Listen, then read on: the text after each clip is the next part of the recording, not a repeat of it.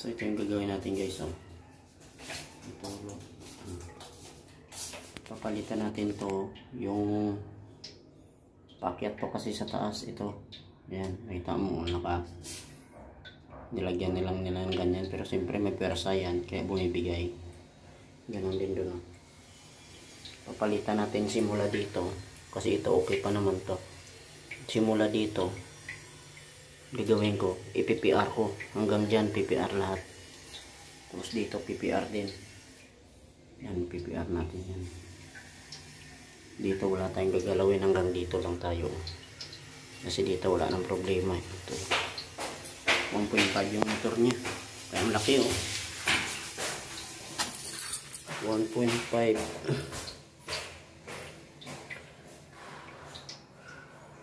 yan. Kaya medyo malakas to kasi aakat kasi sa 4th floor yung ano nito, yung tubig. So yan yung mga gamit natin.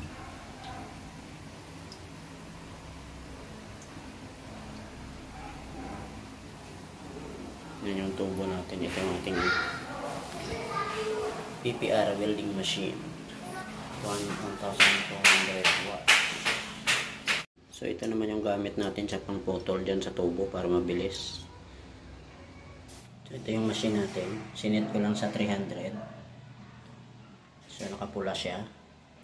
Pag namatay yung pula, magigreen. Pag green niya, pag lagatik niya ulit na magiging pula siya ulit, doon ka na pwede sumalang. Ganun yung elbow dito. Ganun. Yan. Tapos yung tubo naman sa kabilang side.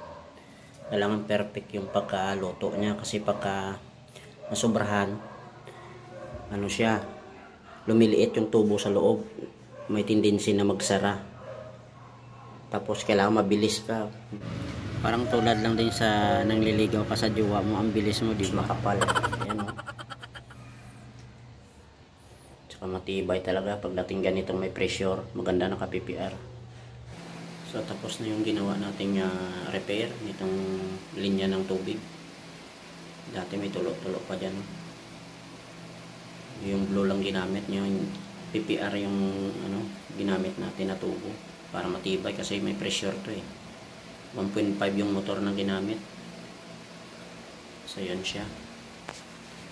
Gumamit lang ako dito ng ano, adapter, tapos elbow, onion patinti, adapter na female, dalawa.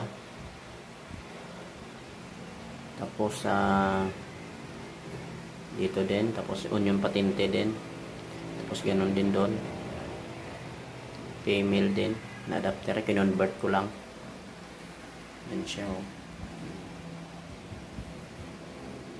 Yan, matibay talaga yan. Tsaka makapal yung tubo. Kasi may persa, malakas ang persa ng motor, 1.5. So yan na siya guys. Kaya kung kailangan nyo ng linya ng tubig, PM nyo lang ako. Mapa-PPR man o kulay blue. So hanggang dito na lang. Thank you so much. Ito ang purpose nito, spring valve. Paakyat yan sa taas para yung tubig hindi bumalik. Kasi kung wala yan, ang tubig mo dun sa tangke mo pabulwak-bulwak. Tapos ang ginamit nila ditong ano, hindi automatic controller.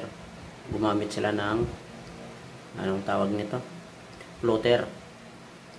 Floater yung ginamit, yan yung wire nyo. Papasok dun. Mas umakyat sa taas. Taas niyan, 4th floor yan So thank you so much for watching.